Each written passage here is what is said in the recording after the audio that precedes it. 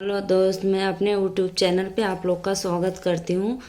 और मैं जा रही हूँ एक बेटी विवाह गीत गाने। आप लोग को कैसा लगेगा कमेंट बॉक्स में ज़रूर बताना और मेरे वीडियो को लाइक सब्सक्राइब करना। जय माता दी। छोटी मोटी सीता बड़ी रे गुनायागर, लीपे धर्म दुआर रे लालनमा। अरे लीपे धर्म दुआर रे लालनमा। छोटी मोटी सीता बड़ी रे गुनायागर, अरे लीपे धर्म दुआर रे लालनमा।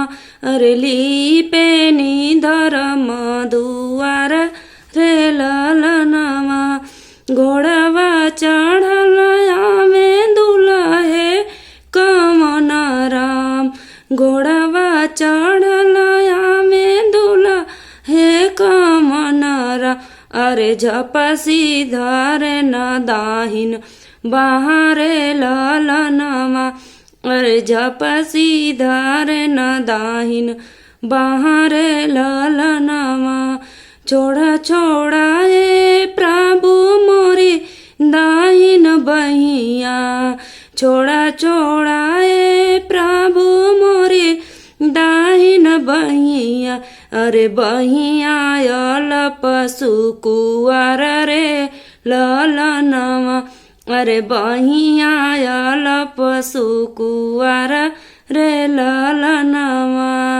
जब मोरे पापा हो दिया कन्यादानमा।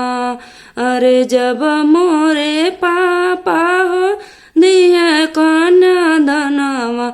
अरे तब हो बैधनिया तोहार रे लालनमा।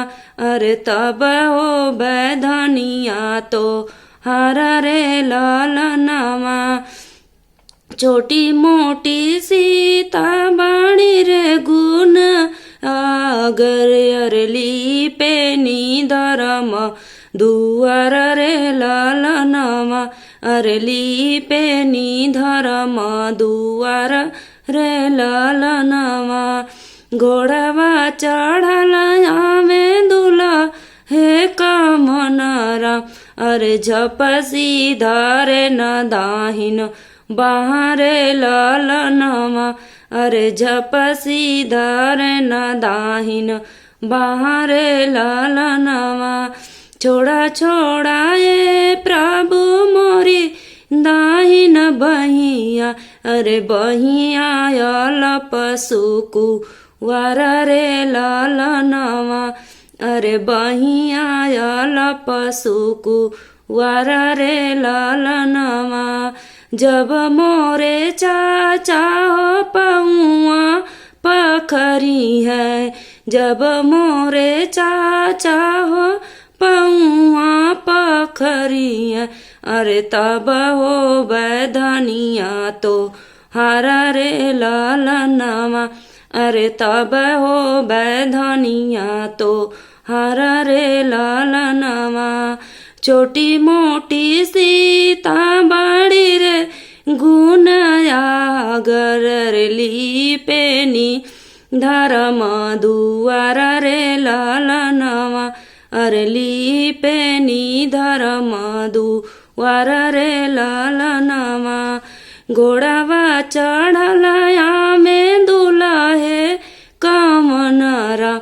अरे झपसी धरे न दाहिन बाहरे लालनमा। अरे झपसी धरे न दाहिन बाहरे लालनमा। छोड़ा छोड़ा ए प्रभु मोरी दाहिन बहिया। अरे बहिया यल पशु कुआर रे लालनमा। अरे बहिया यल पशु कुआर रे लालनमा। जब मोरे भैया हो लहुआ परिछिए, जब मोरे भैया हो लहुआ परिछिए। अरे तब हो बैधनिया तोहार रे लालनमा। अरे तब हो बैधानिया तो हारा रे लाला नामा। जय माता जी। मेरा विवाह गीत कैसा लगा आप लोग जरूर एक बार देखिएगा। जय माता जी।